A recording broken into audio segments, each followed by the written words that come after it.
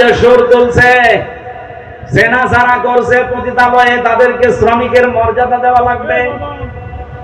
আরে ভাই, শ্রমিকের মর্যাদা যদি তাদেরকে আপনি দিতে চান, কিছুদিন পরে ডাকাত বলবে যে আমাদেরকেও শ্রমিকের মর্যাদা দিন, কারণ আমরা কাজ করে খাই। কি ডাকাতি করা শ্রমের কাজ না? কত বড় বিশাল গাছ 4-5 জন ধরে রাস্তায় ফেলে রাখে, গা ভেঙে যায়। আমি একবার ধরা পড়েছিলাম এই আশাশুনি থেকে যাওয়ার সময়, রাস্তায় দেখি রাত 1টার সময় বিশাল গাছ ফেলা। আমি কাজ দিন, আর আমাদের নবী মুহাম্মদ রাসূলুল্লাহকে আমার আল্লাহ বানিয়েছেন বিশ্ব নেতা। এই জন্য আল্লাহ ডাকও দিয়েছেন ইয়াসিন, হে নেতা। সুবহানাল্লাহ বলতে পারেন না? খুলনাবাসী, এখান থেকে আমি একটা শিক্ষা নিয়ে এসেছি তাফসীরের ভাষায়। নবীদেরকে আমার আল্লাহ যেহেতু নেতৃত্বের গুণাবলী দিয়েছিলেন, তারা নেতা ছিল। এই জন্য নেতা যে পেট থেকে আসবে, ওই পেটটা ভালো রাখা দরকার। এই জন্য কোন হারাম রক্তের ভেতরে আল্লাহ নবীদের রক্ত প্রবেশ করার নাই। আর আমরা এমন এমন নেতা দেখি যাদের রক্তই ঠিক নেই। বাংলাদেশে পাবেন না আপনি? তাদের মা এক ধর্মের, বাবা এক ধর্মের। কি করে জন্ম দো আসলা? আরে ভাই, যে কোনো এক ধর্মের হন, অনেক বাবা এক ধর্মের, মা এক ধর্মের। জেলে থাকাকালীন আমাকে 3 বছর একাধারে 24 ঘন্টা এক ঘরের ভেতরে তালা লাগিয়ে রেখেছিল। সিসি ক্যামেরা দিয়ে আমার কাছে কেউ আসতো না ভয়ে, বিশেষ করে আমার আর মামুনুল হকের কাছে। আসলে ওরা রিপোর্ট করতো উপরে যে এদের সাথে গোপনে ষড়যন্ত্র করছে কেউ। কারারক্ষীরা আসতো, তাও দূর থেকে সালাম দিত ইশারা দিয়ে, কারণ ক্যামেরায় আবার দেখা যায়। ওখান থেকে একদিন বললাম এক কারারক্ষীকে যে ভাই, সব সময় বন্দি করে রাখেন, কথাও তো বলতে দেন নাই 3 বছর, কারোর সাথে কথাও বলতে দেয়নি। আপনি একটা বই নিয়ে আসেন, একটু পড়ি, সব সময় বসে থাকতে ভালো লাগে না? একটা কাজ দেন। জানালা দিয়ে, দরজা দিয়ে তো দেখা যায় কত মানুষ হয় যে কোপাকুপি করছে, জমিন কোপায়, বিভিন্ন রকমের জিনিস লাগায়। তাই আমার একটু কাজ দেন, অন্তত আমার একটু ভালো লাগবে। না একটা বই নিয়ে এসে দেন। আল্লাহ ওই দিন থেকে বই নিয়ে এসেছে বঙ্গবন্ধুর আত্মজীবনী। না হুজুর, এর ভেতরে জিনিস আছে। এদের সময় যেহেতু কাটে না, সারাদিন সারা ওইটা একই পড়তাম, পুরাটা কয়েকবার শেষ করলাম। বললাম ভাই আর একটা বই নিয়ে আসেন। বই নিয়ে এসেছে বঙ্গবন্ধুর ছেলেবেলা। ও শুধু ওই বঙ্গবন্ধু, আর কোনো বই নেই। পরের সাথে আর একটা বই দিয়েছে বঙ্গবন্ধুর চীন সফর। আপনার আর বই নিয়ে আসার দরকার। ওই যে পাশের সেল আছে, হিমেল বিল্ডিং এ থাকে এটিএম আজহারুল ইসলাম, ওনারা যে বলবেন হামজা বই চেয়েছে, দেখবেন বই কারে বলে দেবে। আল্লাহর বান্দা 2টা বই পাঠিয়েছিল, আল্লাহর ইশারা মনে হয় 2টাই তাফসীর, তাফহিমুল কোরআন আর ফি জিলালিল কোরআন। ওখান থেকে যেগুলো নোট করেছিলাম হালকা হালকা, ওইগুলো আজকে কিছু বলবো। থাকবেন আপনারা? তো ওখানে যে পড়েছিলাম ওনার জীবনী, আত্মজীবনীর ভেতরে বঙ্গবন্ধুর ছেলেবেলা। আর একটা বই আমি বাইরে এসে কিছুদিন আগে পড়লাম, আমার ফাঁসি চাই। আমার মনে হয় বইটা বাংলাদেশে সবার একবার করে পড়া দরকার। কথা বলছেন না কেন? কত মিথ্যা যে আমরা জানি, আর সত্য কি কিছুটা হলো আমার ফাঁসি চাই। মতিয়ার রহমান রেন্টু সাহেবের লেখা, এটা পড়লে আপনি কিছুটা আঁচ করতে পারবেন। এখানে আমি পড়ে দেখেছি, যাদেরকে আমরা বিশ্ব নেতা বলে চালাতে চাই, এই মানুষগুলোর বাবা এক ধর্মের, মা আর এক ধর্মের। অথচ কোন নবীর রক্তকে আল্লাহ কোন হারাম রক্তের ভেতরে প্রবেশ করার নাই। এই জন্য নবীর স্ত্রীর চরিত্র, লোক নবী ভালো ছিল, তার চরিত্র খারাপ না, সে চরিত্রহীনাও ছিল না, কিন্তু তলে তলে সে চরিত্রহীন মানুষদেরকে সাপোর্ট করত।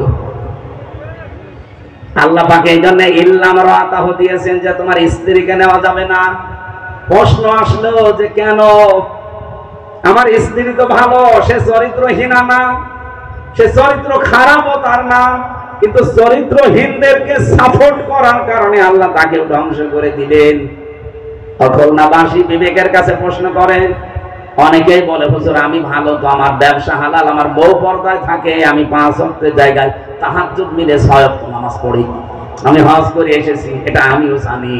কিন্তু বহু মানুষ এরকম আছে, তারা তলে তলে চরিত্রহীন মানুষদেরকে সাপোর্ট করে। এ খুলনায় নেই? বলেন, যারা চরিত্রহীন মানুষদেরকে সাপোর্ট করেছিলেন, আপনাকেও লোক নবীর স্ত্রীর সাথে জাহান্নামে যাওয়া লাগবে। না তো ওই মহিলার দোষ কি ছিল? সে তো নিজে ভালো, কিন্তু একজন খারাপ মানুষকে সাপোর্ট করে যদি জাহান্নামে যায়, সামনে যে সময় আসতেছে ইমানের উপরে পরীক্ষা আসবে, যাই আসুক না কেন আমরা কোনো খারাপ মানুষকে সাপোর্ট করব না, রায় দেব না। মাইয়াশফা শাফাআতান হাসানাতাই ইয়াকুল্লাহু নাসিবুম মিনহা ওয়া মাইয়াশফা শাফাআতান সাজ্জিআতাই ইয়াকুল্লাহু কিফলুম মিনহা ইলা আখির আয়াত। এটা সূরা নিসা 85 নম্বর আয়াতে আছে, 5 নম্বর পারার 10 নম্বর পৃষ্ঠার 11 নম্বর লাইনে আছে। তাফসীরে ফি জিলালিল কোরআনে ব্যাখ্যাটা পাবেন। কোন মানুষ যদি দুনিয়ায় একটা ভালো কাজে সাপোর্ট করে, সুপারিশ করে, রায় দেয়, ভোট দেয়, সমর্থন জানায়, পেছনে থাকে, ওই লোকটা ভালো কাজ করে যা পাবে আপনি শুধু সাপোর্ট করে তাই পাবেন। বাড়ি যেয়ে বলবেন সুবহানাল্লাহ। কোন মানুষ যদি দুনিয়ায় অন্যায় কাজ করেন, আর অন্যায় কাজে আপনি যদি সাপোর্ট করেন, ওই যে ওই মহিলার মতো অন্যায় কাজ করে যদি জাহান্নামে যায়, আপনি সাপোর্ট করে রায় দিয়ে পেছনে থেকেও জাহান্নামে যাওয়া লাগবে। যা করবে আপনি ওইটার ভাগাভাগি হিসাবে পেয়ে যাবেন। কিয়ামতের ময়দানে আয়াতের তাফসীরে আমি নিজে পড়েছি, বহু মানুষ এমন উঠবে তাদের আমলনামায় হজের সওয়াব লেখা থাকবে। বলবে রব্বুল আলামিন, আমি যে অবস্থায় ছিলাম দুনিয়ায় আমি হজ করিনি, তোমার ফেরেশতারা হজের সওয়াব লিখেছে, এটা মনে হয় ভুল করে ফেলেছে। আল্লাহ পাক বলেন, বান্দা আমিও জানি তুমি হজ করনি।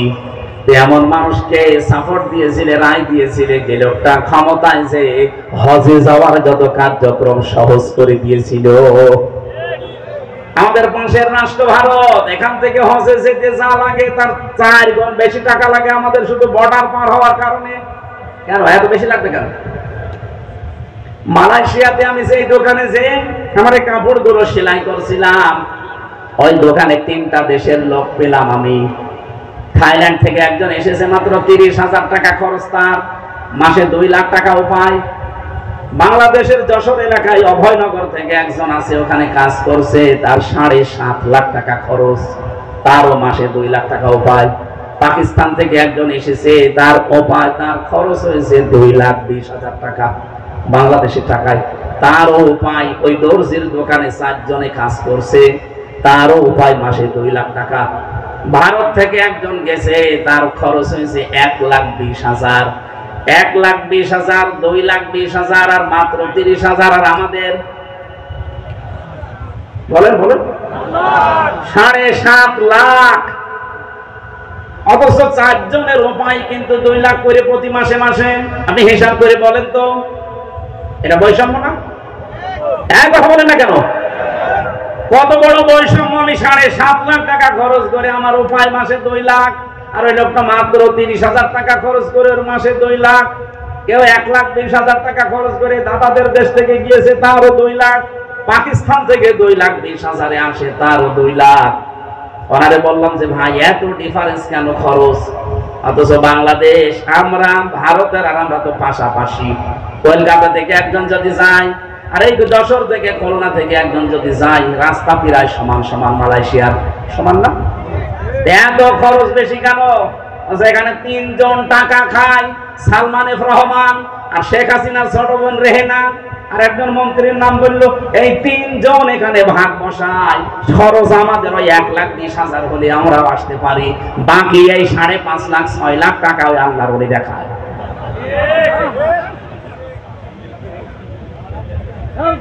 হাসিনার সাওয়াল বিদেশে পড়তে 450 কোটি টাকা খরচ করেছে। এই টাকাগুলোকে ওর বাবার টাকা। একটা ছেলে পড়াতে যদি 450 কোটি টাকা খরচ হয়, শুধু বান্ধবীদের পেছনে আল্লাহর রাস্তায় উড়িয়েছে টাকা। না, এইটা আর হতে দেওয়া যাবে না সামনে। এই জন্যই তো কালাম ভাই এই কথায় তুলে ধরেছিলেন, আরে ভাই আপনি এমন মানুষকে কেন সাপোর্ট করবেন যে লোকটা ক্ষমতা যে 620টা বাড়ি বানাবে? জনগণের জন্য যদি এই লোকটা কাজ না করে ঘাড়ে ধাক্কা দিয়ে বের করে দেবেন, কোনো অসুবিধা নেই। এমন মানুষ আমরা সামনে পাঠাতে চাই, আমার এই সুপারিশে, আমার এই রায়ে, আমার এই ভোটে ও যেন ভালো কাজ করে, হজের পক্ষে কাজ করবে, নামাজের পক্ষে কাজ করবে, যাকাতের পক্ষে কাজ করবে। ও যাকাত দিয়ে যে সওয়াব বাংলাদেশে মানুষ পাবে, আমি একটা রায় দিয়ে সমর্থন জানিয়ে একই সওয়াব পাবো। আমি আবার বলছি ভাই, হযরতে লূত নবীর স্ত্রীর চরিত্র কিন্তু খারাপ না, তিনি চরিত্রহীন ছিলেন না। তার পুরো জীবনী আমি পড়ে দেখেছি তাফসিরে ফিজরালিল কোরআনে। একটাই মাত্র কারণ, সে চরিত্রহীনদেরকে সাপোর্ট করত। আপনি নিজের সাথে এবার মিলান। আমি বহু মানুষকে বলতে শুনি যে তারা নিজেরা ভালো মনে করে যে আমি ভালো, আমি নামাজ পড়ি, রোজা রাখি, হজ করে এসেছি, আমি কিন্তু হালাল খাই, পর্দায় থাকি। আরে ভাই আপনি এমন মানুষকে সাপোর্ট করেন, এমন মানুষের পেছনে থাকেন যার চরিত্র ভালো না। কথা বলেন। যে লোকটা চাঁদাবাজের সাথে জড়িত, যে লোকটা মদ খায়, রাত 9টার পরে যে লোকটার মাটিতে ঠিক মতো পা পড়ে না, রিকশা ছাড়া বাড়ি যেতে পারে না, এমন মানুষ বাংলাদেশে ছিল না? আমি আপনাকে বাঁচাতে চাই। ফাআনজাইনাহু ওয়া আহলাহু ইল্লা মারাতাহু কানাত মিনাল গাবিরিন। এই আয়াত কিন্তু কিয়ামতে আপনার বিপক্ষে যাবে। এজন্য আমরা সাবধান এখন থেকে। এমন মানুষকে সাপোর্ট করা যাবে না, পেছনে থাকা যাবে না যে এই লোকটার চরিত্র আসলে ভালো না। আপনি যাই মনে করেন না কেন, এটা যদি আপনার কাছে দুনিয়ার কথা মনে হয়, হ্যাঁ এটাই দুনিয়ার কথা। এটা যদি রাজনীতির কথা মনে হয়, এইটাই রাজনীতির কথা। এটা যদি ধর্মের কথা মনে হয়, এইটাই ধর্মের কথা। আপনি না বুঝলেও আমি যেহেতু বুঝেছি, কোরআন তাফসীর পড়ে আমি বোঝালাম, আপনি এখন চেষ্টা করেন বোঝার। সূরা আরাফের 83 নাম্বার আয়াতটা আপনি নিজের জীবনে মিলাবেন। লূত নবীর মতো এত বড় দামি নবীর স্ত্রীকে আল্লাহ ক্ষমা করেন না, আর আপনাকে আল্লাহ মাফ করে দেবে।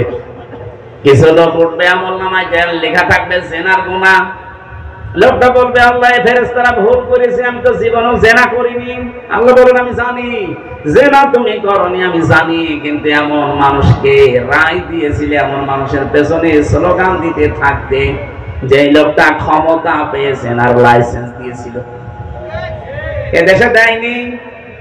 কথা বলেন। আজ সুর তুলছে, জেনা যারা করছে পতিতালয়ে, তাদেরকে শ্রমিকের মর্যাদা দেওয়া লাগবে। আরে ভাই শ্রমিকের মর্যাদা যদি তাদেরকে আপনি দিতে চান, কিছুদিন পরে ডাকাত বলবে যে আমাদেরকেও শ্রমিকের মর্যাদা দিন, কারণ আমরা কাজ করে খাই। কি ডাকাতি করা শ্রমের কাজ না? কত বড় বিশাল গাছ 4-5 জন ধরে রাস্তায় ফেলে রাখে, গা ভেঙে যায়।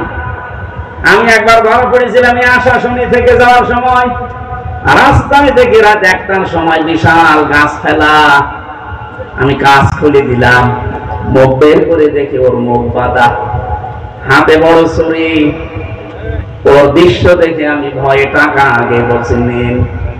আমার বছর হুজুর আপনার টাকাও নেব, আল্লাহ মাফ করবে। আল্লাহ মাফ করবে মানে এত বড় কাজ পেলে বসে আপনি তাড়াতাড়ি টাকা নিয়ে আমার গাছটা তুলে গাড়িতে ছেড়ে দাও। না আপনার টাকা নেব না। আমার ওদের টাকাও কম দিয়েছিল, এখানে টাকা ফেরত দিয়েছে। বলেন আমি তাদের চেহারার দিকে তাকিয়ে দেখেছি তারা ক্লান্ত, কারণ সারা রাত তারা এভাবে জেগে আছে। এত পরিশ্রমের কাজ, এত কষ্টের কাজ, ওরা 2 দিন পরে যদি বলে আমাদেরকেও শ্রমিকের মর্যাদা দেওয়া লাগবে, আমরা ডাকাতি করে খাই, কি বলতে পারে না? কমিশনে বসে বসে এই সমস্ত রিপোর্ট গুলো দিয়েছিল, সব রিপোর্ট গুলো এখন বাতিল ঘোষণা সামনে আসতেছে, কারণ এগুলো একটাও জমা দেওয়ার মতোই না। আমার মাঝে মাঝে 318 পৃষ্ঠাটা পড়া আমি পড়ে দেখেছি। আমার মাঝে মাঝে এদের লেখাগুলো দেখলে মনে হয় এগুলো মেয়াদ উত্তীর্ণ গাঁজা খাওয়া মানুষ। মেয়াদালা গাঁজা খেলেও তো মানুষ এত উল্টা পাল্টা কথা লিখতে পারে না। দেহ আমার, সিদ্ধান্ত আমার। দেহ আপনার মানে এদের আপনার বাপ দিয়েছে। আপনার বাবা আমার তো দায়িত্ব ছিল শুধু বিছানায় থাকা, বাকি যা করার কে করেছে? বলেন বলেন।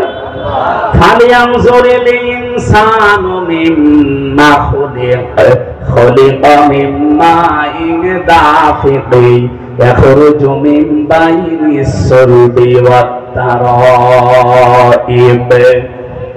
রব্বুল আলামিন জানিয়েছেন মানুষকে একটু গবেষণা করে না, নজর করে না, ভালো করে দেখে না। নাজারা মানে গবেষণা করে দেখা। একটু চিন্তা ভাবনা করে কি মানুষ দেখে না যে কি জিনিস দিয়ে আমি তারে বানালাম? বাবার স্ফলিঙ্গ দিয়ে দ্রুত গতিতে বের হয়ে যাওয়া ওই নাপাক পানি দিয়ে আমি আল্লাহ তাকে বানিয়েছি। এখানে আমার আল্লাহ একটা মজার শব্দ ব্যবহার করেছেন, সুলবুন আত-তারাইব। তাফসীরে দেখেছি সুলবুন বলা হয় পুরুষের লজ্জা স্থানকে, এটা এক বচন দিলেন আল্লাহ। আর তারাইব এটা মেয়েদের লজ্জা স্থান বলার সময় আল্লাহ বহু বচন দিয়েছেন। মুফাসসির লিখেছেন এই জন্য আমার আল্লাহ এক বচন আর বহু বচন দিলেন, কারণ দুনিয়াতে সন্তান নিয়ে আসার জন্য বাবার চাইতে মায়ের কমপক্ষে 3 গুণ কষ্ট বেশি হয়। 10 মাস 10 দিন পেটে রাখার এই কষ্ট দুনিয়ার কোন বাবা আজ পর্যন্ত টের পেয়েছে? বলেন বলেন।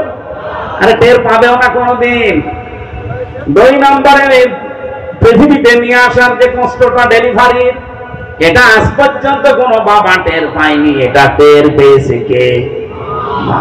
3 নম্বরে 2 বছর পর্যন্ত কমপক্ষে তারে দুধ খাওয়ানো লাগে, যদিও দুধ খাওয়ানোর দায়িত্ব মায়ের না। দুধ খাওয়ার দায়িত্ব কার? আল্লাহ। আল্লাহ দুধ খাও। কোথায় আছেন আপনি? এদিকে দেখান। এখানে আমি আলেমদেরকে এবার বলছি কিভাবে কোরআন পড়েন আমি জানি না, এটা পরিচিত আয়াত, কিন্তু সূরা বাকারা 233 নম্বর আয়াতটা আমরা পড়ে দলিল দেই। ওয়াল ওয়ালিদাতু ইউরদি'না আওলাদাহুন্না হাওলাইনি কামিলাইনি লিমান আরাদা আইয়ুতিম্মার রাদা। যেহেতু লিমান আরাদা আইয়ুতিম্মার রাদা এটা মুযাক্কার শব্দ, আমি আল্লাহ আদেশ দিয়েছি সন্তানকে 2 বছর দুধ খাওয়ানো লাগবে, এই দায়িত্বটা বাবার। মুযাক্কার দিয়েছেন, এটা পুরুষবাচক শব্দ, নারীবাচক শব্দ আল্লাহ দেননি। মুআন্নাস আল্লাহ না দিয়ে মুযাক্কার দিলেন। আল্লাহ পাক নারী শব্দ না দিয়ে পুরুষবাচক শব্দ দিয়েছেন এই জন্য, কারণ দুধ খাওয়ানোর দায়িত্ব পৃথিবীতে কোনো মায়ের না, এই দায়িত্বটা আল্লাহ দিয়েছে বাবাকে। আপনি বলেন তো আদম নবী থেকে শুরু করে আজকের দিন পর্যন্ত কোন বাবা আজ পর্যন্ত সন্তানকে দুধ পান করিয়েছে? বলেন বলেন। তাহলে আয়াতটা আপনি কিভাবে ব্যাখ্যা করবেন করেন তো? যেটা বাস্তবতার সাথে মিলছে না। আল্লাহ বলছেন আমি দায়িত্ব দিয়েছি দুধ খাওয়ানো, এটা পুরুষের। লিমান আরাদা এটা মুযাক্কার শব্দ, লিমান আরাদা আইয়ুতিম্মার রাদা এটা মুআন্নাস না, মুযাক্কার। আপনি মিলাবেন কি করে? আপনি বলেন। বাবার দায়িত্ব এটা মায়ের না। মা যদি দায়িত্ব পালন না করে দুধ খাওয়ানোর মায়ের গুনাহ হবে না।